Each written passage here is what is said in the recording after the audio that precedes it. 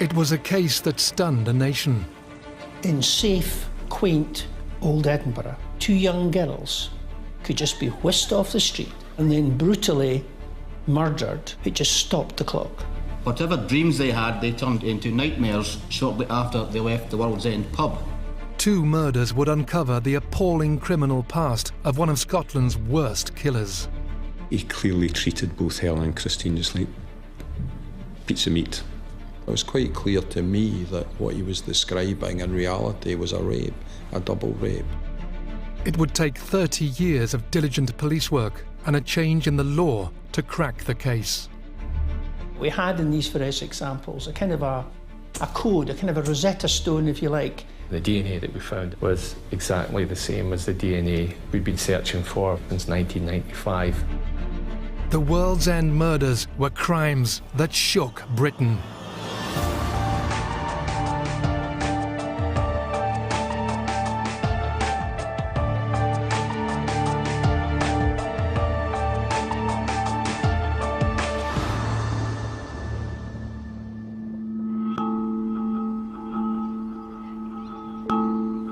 Edinburgh was a very old-fashioned city in the 70s.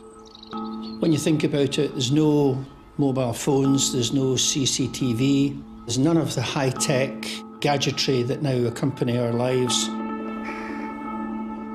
It was the 70s, so it wasn't the fashion capital of the world. It was flares, stripy tops, that type of thing. The licensing laws hadn't been liberalised. Very much Edinburgh shut down after about 11 o'clock at night when the pubs emptied. Edinburgh had been a pretty dull, grey place post-war. In the 60s, started to come out of that. By the 1970s, it was starting to be quite a bit more vibrant. There were more city centre pubs opening up.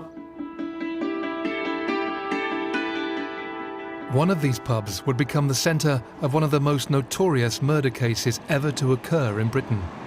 With its enigmatic name, the pub would become infamous as the place where 2 innocent girls were last seen alive. It was called the World's End. If anything, it's a tourist pub, and there must be a dozen or more pubs in the high street, all with their old traditional names, all meaning something special relating to their history. And the World's End was one of these pubs. It was right on the corner of what was essentially the boundary of the old Edinburgh and the new Edinburgh back in the Middle Ages, and that's why it was given the name the World's End. It was a very 1970s pub. Very Spartan, but it was full of character then. It was a great sort of focus point for people to meet. The way it was set up, a nice sort of open bar area with a dance floor just further on from it. It was a perfect space for young people and people of all interests to gather and have a good night out. On the evening of the 15th of October, 1977, 4 young girls were enjoying a night out in the city. That night was a typical night for young girls going out as friends together. We had four friends who met each other through work, and just like today, they were going out on a pub crawl in Edinburgh to have fun with their friends and meet new people along the way.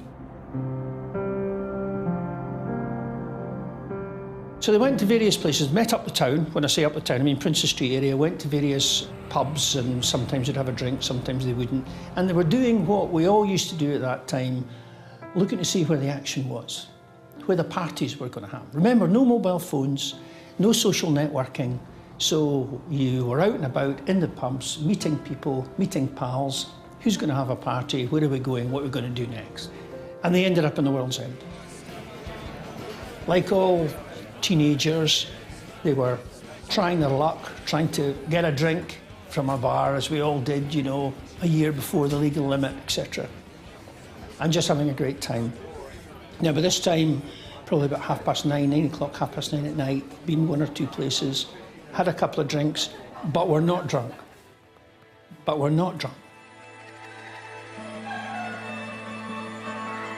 Two of the group enjoying the night out had known each other since they were children and were close friends. Their names were Christine Eadie and Helen Scott. Helen and Christine had known each other since childhood. They'd been at school together. They were school pals. They were the best of friends. They had a close circle of friends who they went out with. Helen was pretty much a country girl. Even though she lived in the city, or we lived in the city, she wasn't into the latest fashion or anything like that. She was quite happy, or at her happiest, just putting on a pair of jeans and a t-shirt. She loved animals. We had dogs. We always had dogs as a family. And also, as she got into her teens, just loved children as well. So it's absolutely passionate about things that needed help more than anything else. Christine was a small, little, vivacious, pretty girl who was the life and soul of the party. Helen was just slightly younger and slightly quieter, she'll put it that way, but they were the closest of pals. Lovely girls with their whole lives in front of them and the most enormous potential.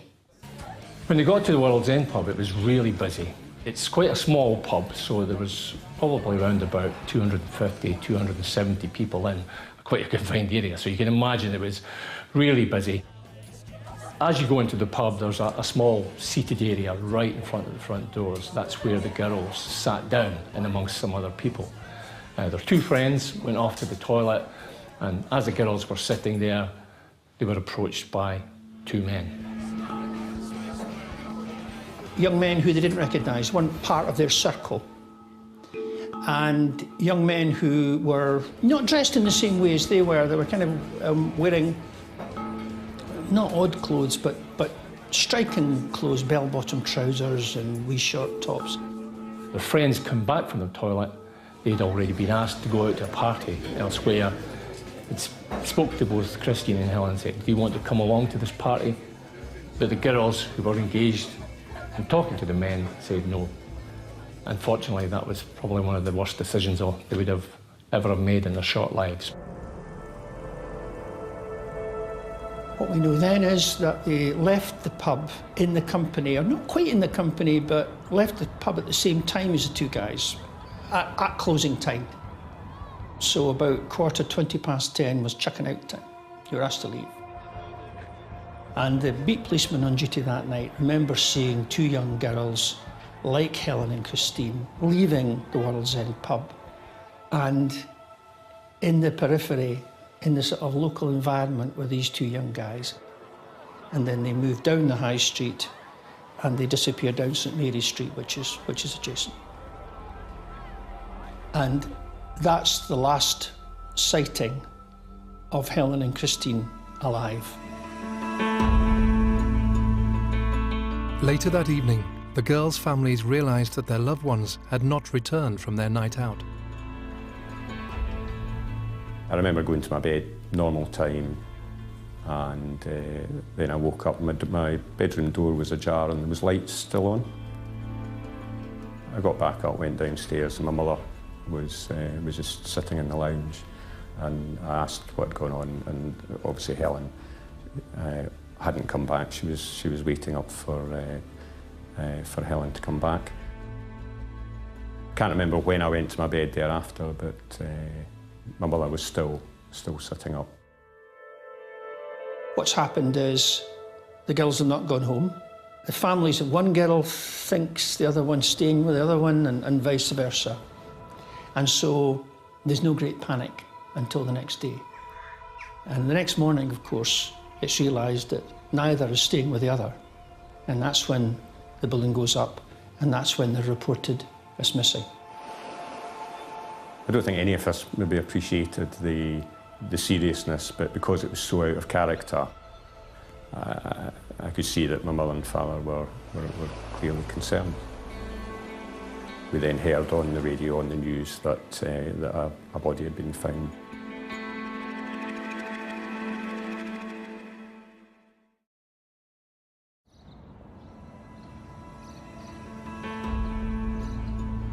The morning of the 16th of October 1977 saw growing concern for the safety of two 17-year-old Edinburgh girls, Christine Eadie and Helen Scott, who had disappeared after a night out in the city.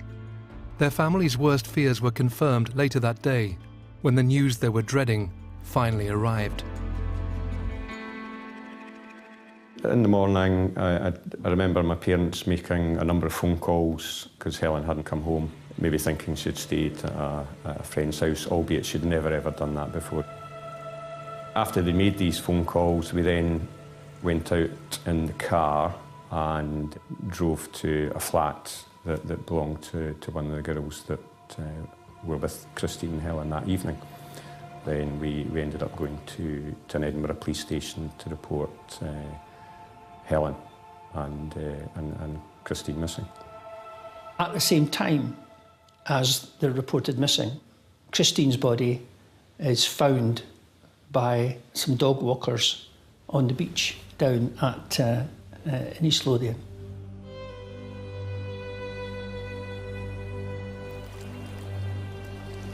We then returned home and we heard on the radio a body had been found. And I think it was kind of early afternoon. Christine was lying on her back. She had been stripped of her clothes and was bound. She'd been strangled using ligatures that were made from her own clothes. So that was the initial discovery. That was round about 2 o'clock in the afternoon.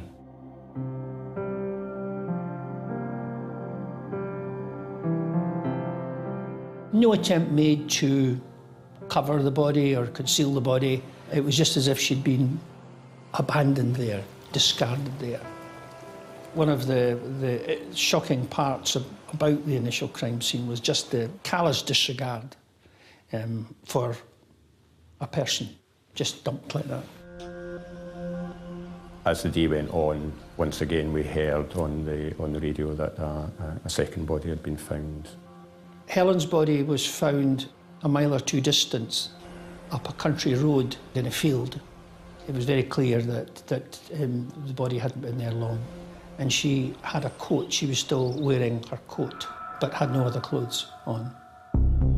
She had been deposited in the field, and very much like Christine had been strangled using ligatures fashioned out of her own clothing.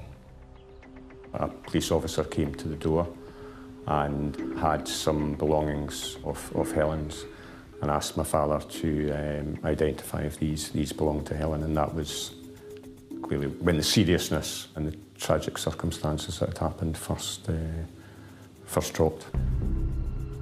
As the police descended on the crime scenes, it quickly became apparent that not only were they faced with 2 murders, but they were in fact dealing with 2 killings that were linked. Both were friends of each other. They were both last seen together, and the methods of restraining the girls was the same. The interesting thing about Christine, the place where Christine was left, was it was on a long sweeping bend of a road.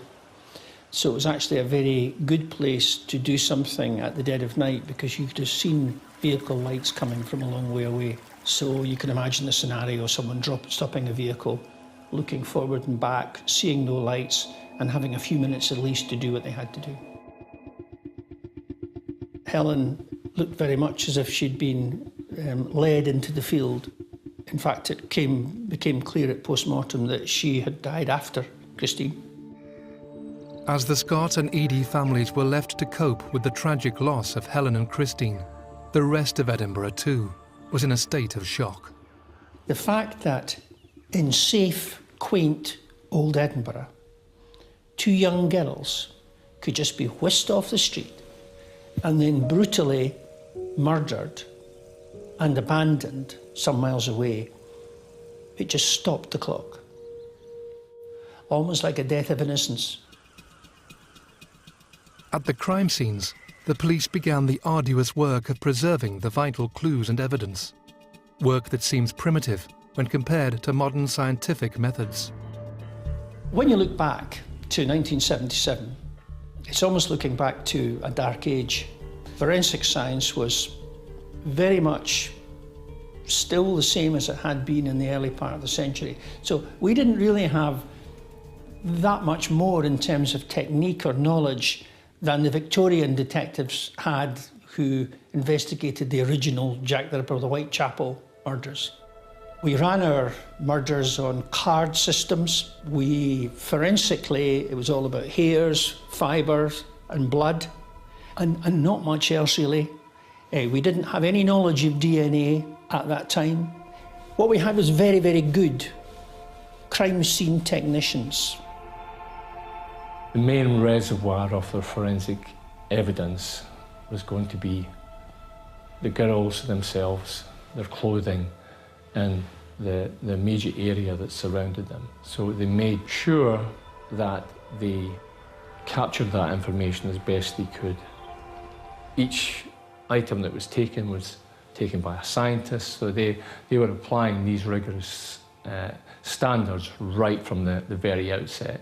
And one of these scientists was Lester Knibb, who would subsequently go on and play a very major part in the case. We were involved in the examining of every item that had been recovered from the scene. Effectively every bit of clothing and the ligatures and the vaginal swabs and other swabs from parts of the body were all submitted. So our initial job was to examine the clothing and recover any trace evidence that might be present on it, particularly fibres that might have been transferred during the initial assault and so on. In other words, the last things that they might have been touching while they were wearing these items. The thing that sort of resonates at that time and right throughout was the care that he took at that time, and other identification branch staff took at that time to preserve those essential bits of evidence. We had in these forensic samples a kind of a code, a kind of a Rosetta Stone, if you like, where we knew there was something very important, but we just couldn't read it. We didn't have the knowledge, we didn't have the science to decipher it yet. This meticulous attention to detail and the incredible foresight to preserve the samples in such a way that the evidence they contained could be reanalyzed again in the future was one of the cornerstones of the case, and one that would eventually prove invaluable. As well as the work in the lab, detectives were employing more traditional methods in their search for a break in the case. They had to do the grueling task of going into the pub and trying to trace everyone who was there that evening. We then decided to go into the realm of having an identikit picture made. Now, identikit pictures are also, they seem like something out of a bygone age. Identikit pictures are dangerous because if the victim's recollection of someone they've seen is inaccurate, you end up looking for someone who doesn't exist. Sadly, it was a risk that came to very little, and after months of diligent detective work, officers faced a stark reality. The first year, there were hundreds of thousands of man-hours of work put in to trying to trace these two men in the pub. We followed up thousands of leads and got absolutely nowhere. And so, after a year, the inquiry didn't close down, it closed itself down because we didn't have any other leads. Throughout the 1980s and 90s, any new leads were followed up and statements rechecked. But the detectives' efforts came to nothing. Despite this, police refused to give up, and in 2004, their resilience paid off. 27 years after the appalling crimes were committed, whoever was responsible for murdering Helen and Christine was about to emerge from the shadows.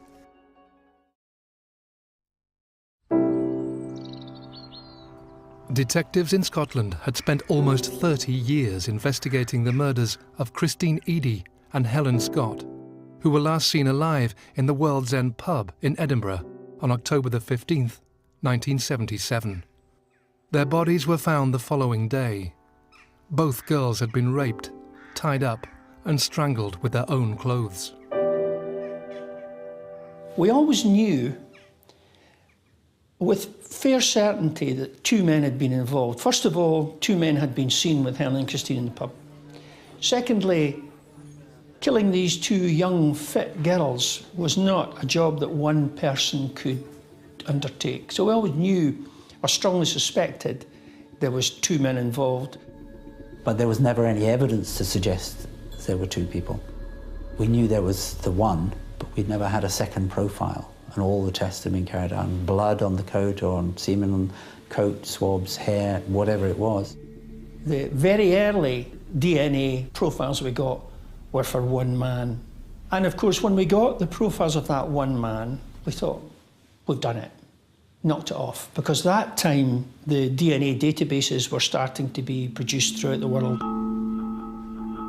Police decided to compare their DNA profile to a database of profiles of criminals who had served time in prison, confident there would be a match between their sample and an existing offender.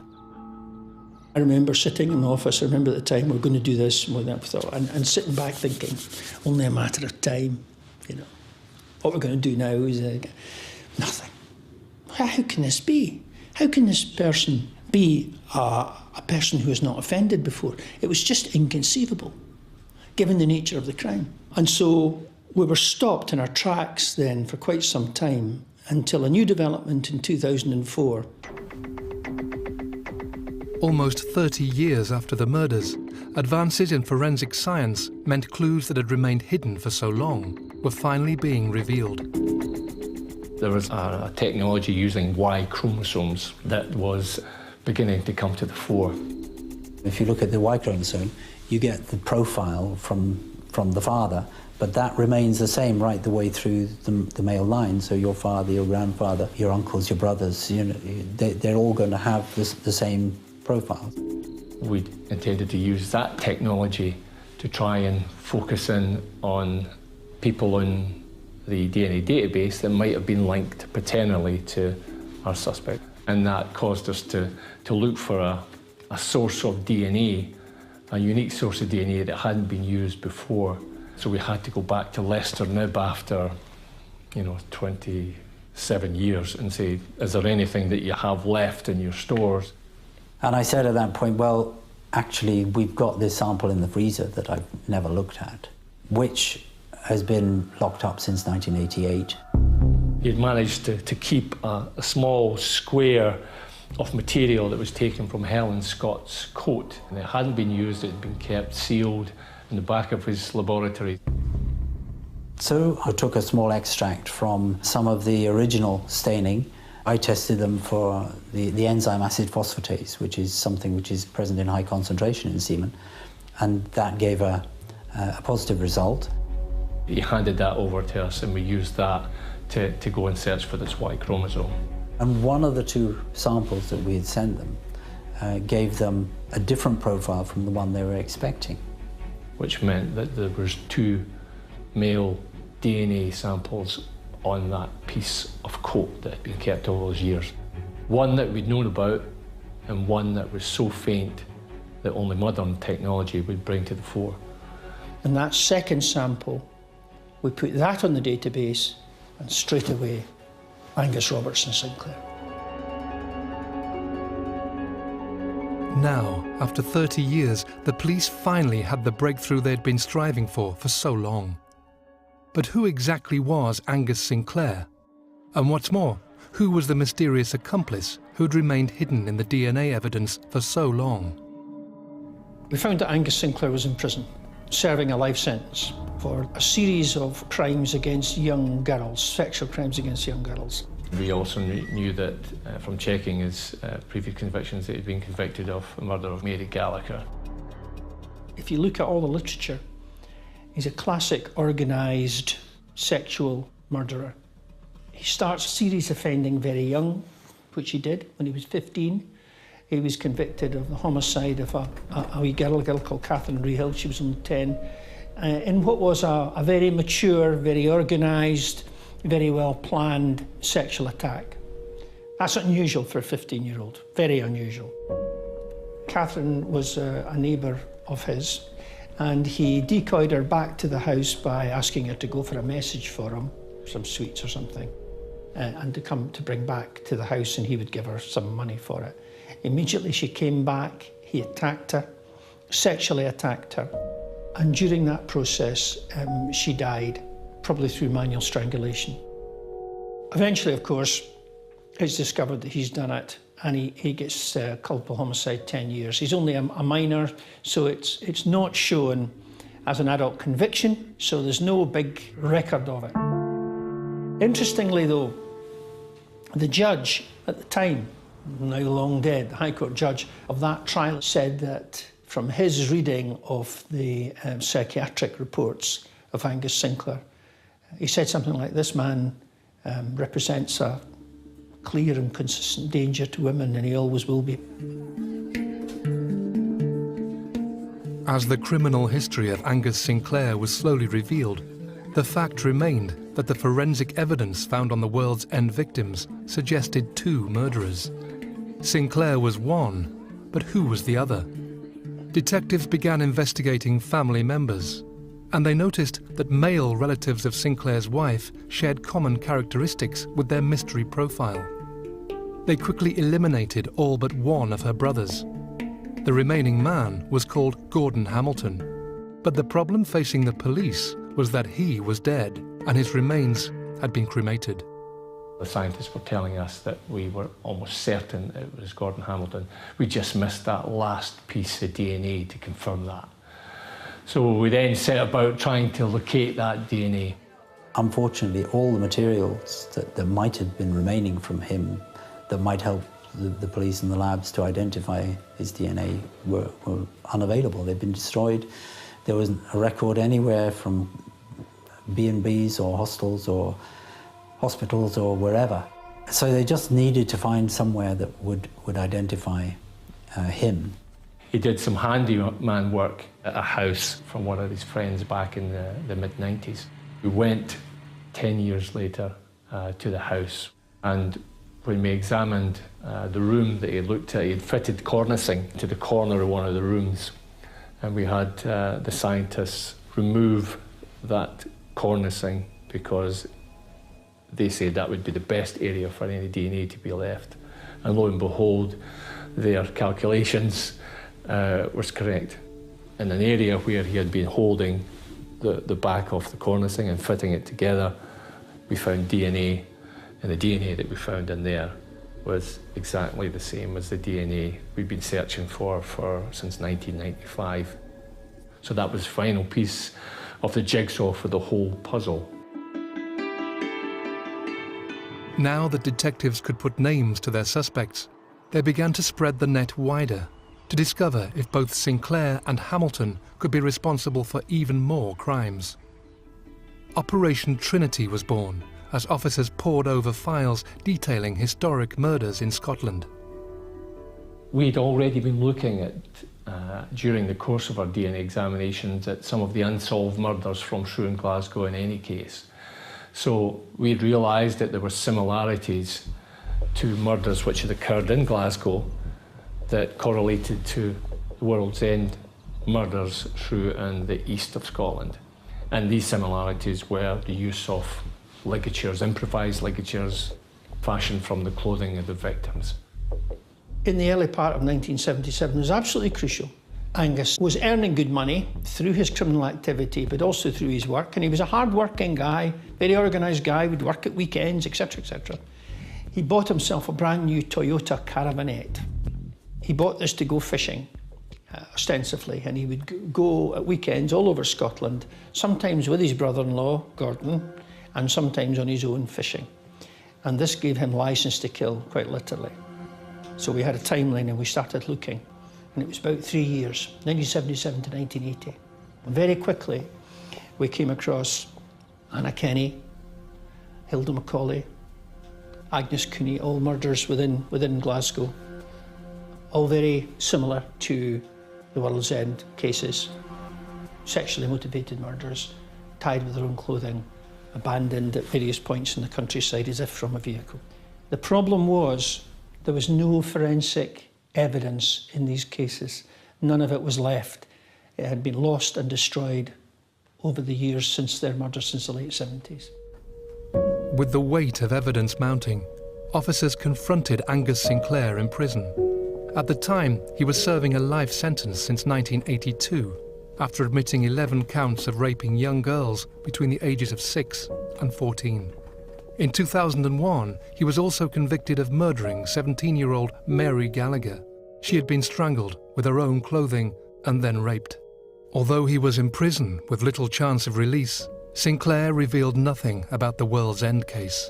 Sinclair is a classic organised professional criminal, hard as nails, been in prison most of his life, and no response whatsoever.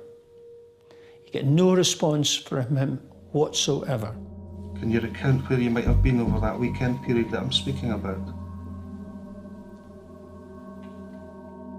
I was in the next room watching the tapes of the interviews, Peterhead Prison, hour after hour of no comment, nothing.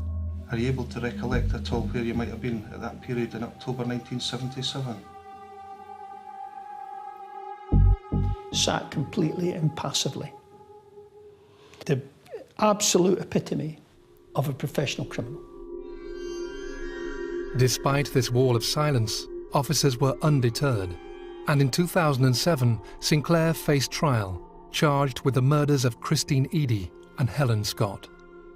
The lack of forensic evidence, though, linking Sinclair to the historic murders in Glasgow, meant prosecutors decided not to charge him with the killings of Anna Kenny, Hilda Macaulay, or Agnes Cooney. Those murders remain unsolved. As the trial began, though, detectives were stunned by what happened.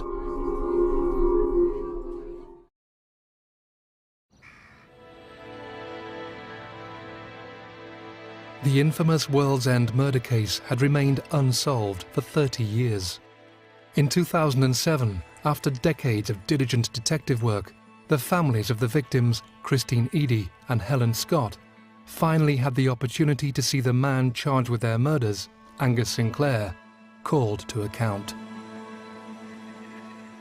As we got closer to the 2007 trial, I think there was maybe a bit of trepidation in terms of opening the wounds back up again. But it was important to see, firstly, if we can find, to know what actually happened to Ellen and Christine, and also hopefully find out who actually committed the crime. We always knew that part of his defence may have been that this was a consensual thing that he had with the girls. So in order to counter that, began to investigate, areas around about ligatures, the ligatures that were tied on the girls. We were able to show that their DNA was present on the ligatures and within the knots, and the interpretation was also vital. Because this is not DNA that could have been gained by touching like that. This is DNA that could only have been placed there by the stressful pulling and gripping. Whilst this evidence would seem compelling, the low quality of the DNA found on the knots and ligatures in 2007 meant that prosecutors were concerned that it could cause doubt in the minds of jurors. Shortly before the trial, the prosecution made a fateful decision.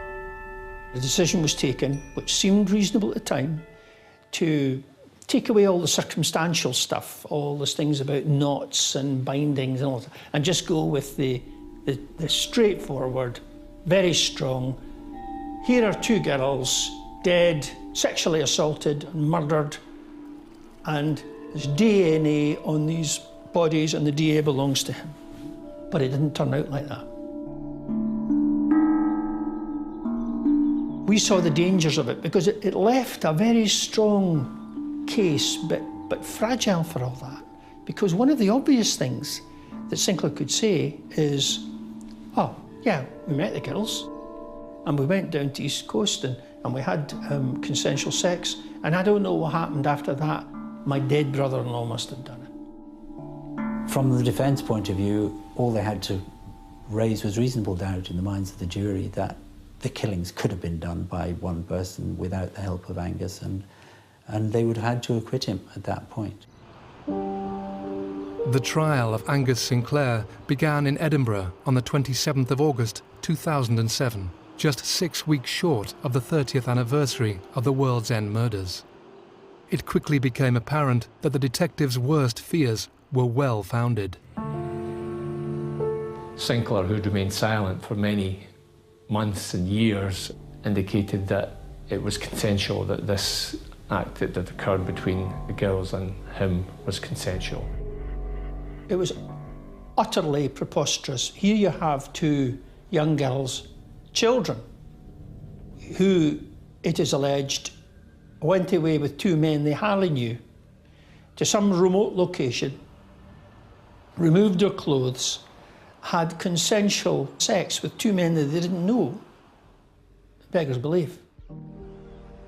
The judge decided there was no case to answer in relation to the evidence at that time wasn't strong enough for him to convict. So the case was effectively ended.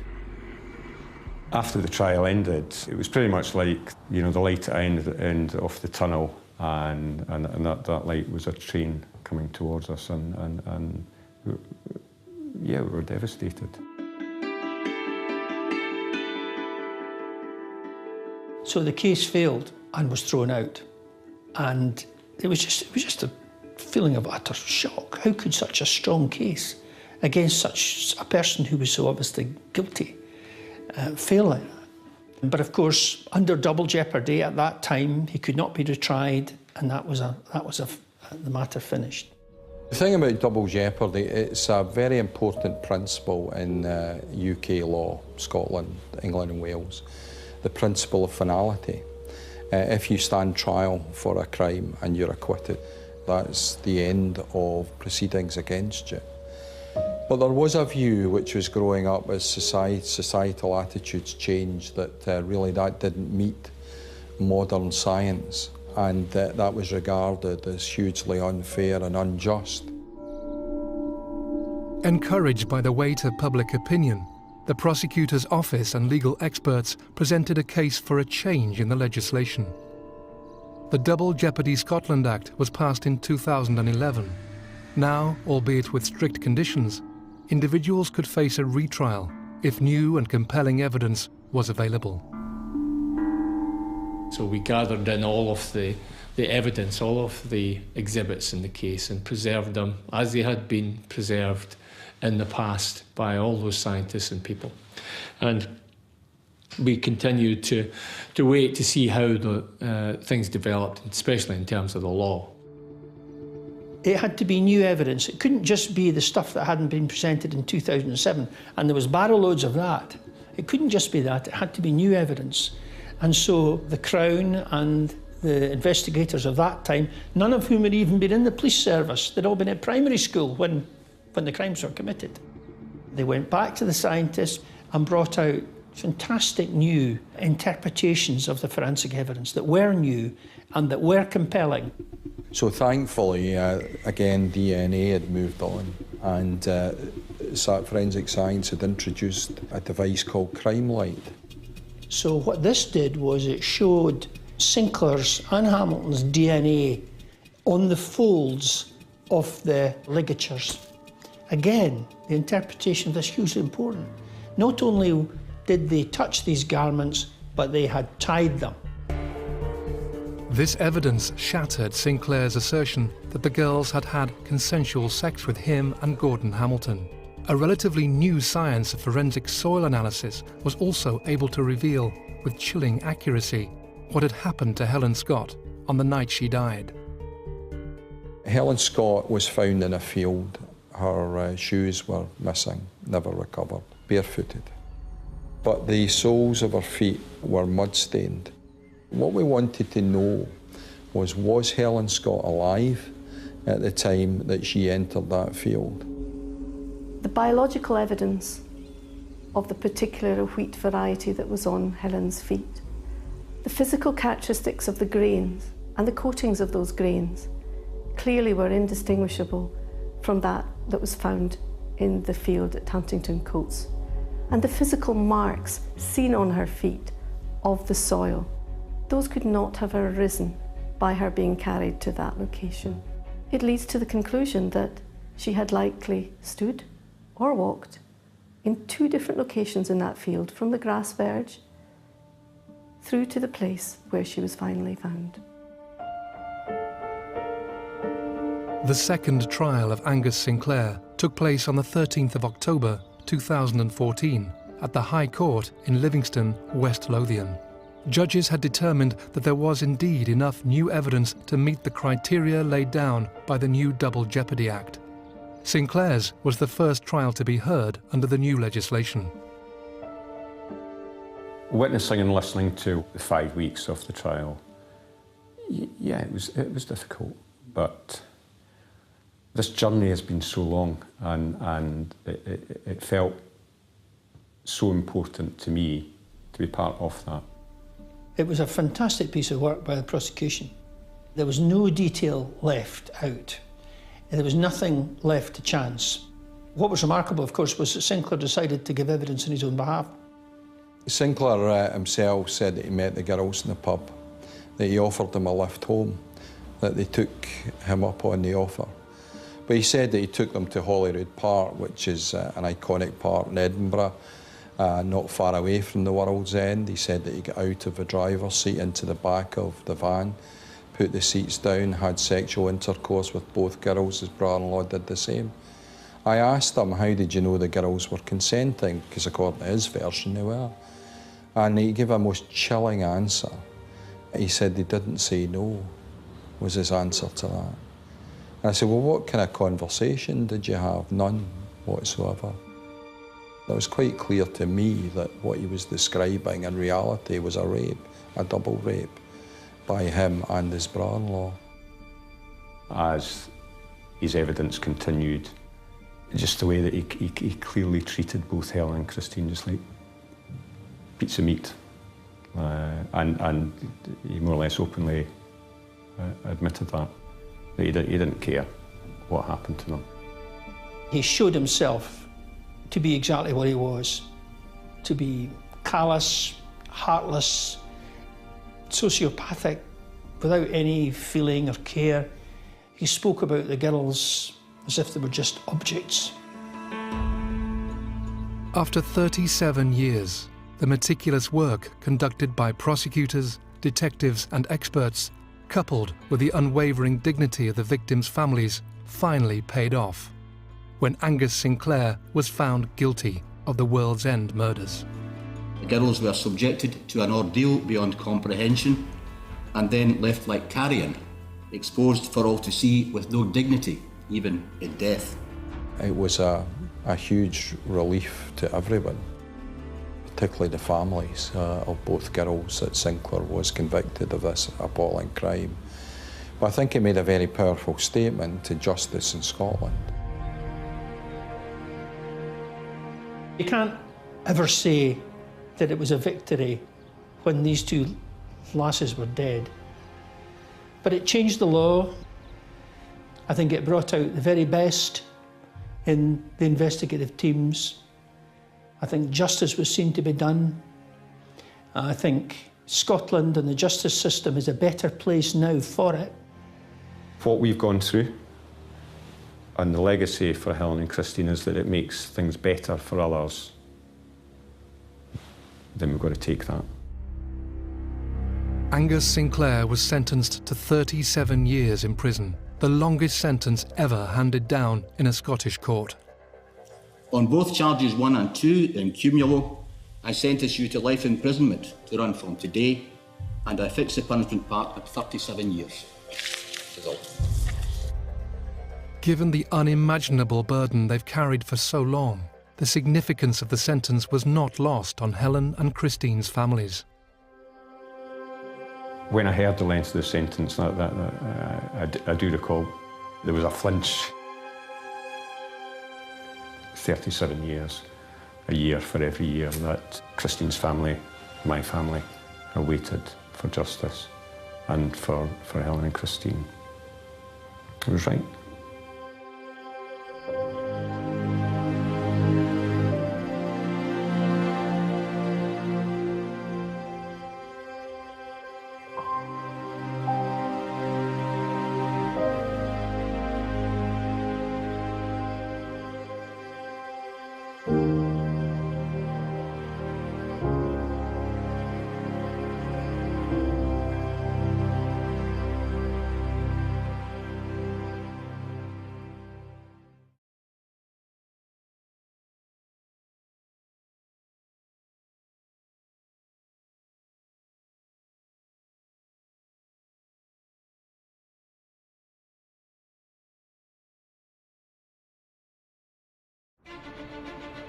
It was a case that stunned a nation.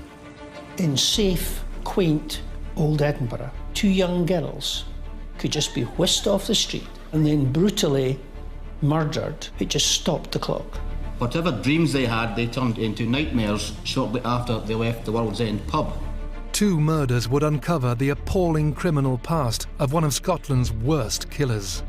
He clearly treated both Helen and Christine just like pizza meat. It was quite clear to me that what he was describing in reality was a rape, a double rape. It would take 30 years of diligent police work and a change in the law to crack the case. We had in these forensic samples a kind of a code, a kind of a Rosetta Stone, if you like. The DNA that we found was exactly the same as the DNA we'd been searching for since 1995. The World's End murders were crimes that shook Britain.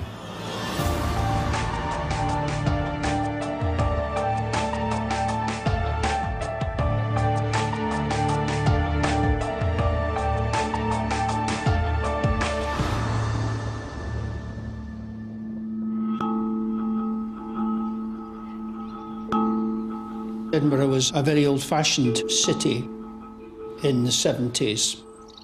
When you think about it, there's no mobile phones, there's no CCTV, there's none of the high-tech gadgetry that now accompany our lives. It was the 70s, so it wasn't the fashion capital of the world. It was flares, stripy tops, that type of thing. The licensing laws hadn't been liberalised. Very much Edinburgh shut down after about 11 o'clock at night when the pubs emptied. Edinburgh had been a pretty dull, grey place post-war. In the 60s, started to come out of that. By the 1970s, it was starting to be quite a bit more vibrant. There were more city centre pubs opening up. One of these pubs would become the centre of one of the most notorious murder cases ever to occur in Britain. With its enigmatic name, the pub would become infamous as the place where 2 innocent girls were last seen alive. It was called the World's End. If anything, it's a tourist pub, and there must be a dozen or more pubs in the high street, all with their old traditional names, all meaning something special relating to their history. And the World's End was one of these pubs. It was right on the corner of what was essentially the boundary of the old Edinburgh and the new Edinburgh back in the Middle Ages, and that's why it was given the name the World's End. It was a very 1970s pub. Very Spartan, but it was full of character then. It was a great sort of focus point for people to meet. The way it was set up, a nice sort of open bar area with a dance floor just further on from it. It was a perfect space for young people and people of all interests to gather and have a good night out. On the evening of the 15th of October, 1977, 4 young girls were enjoying a night out in the city.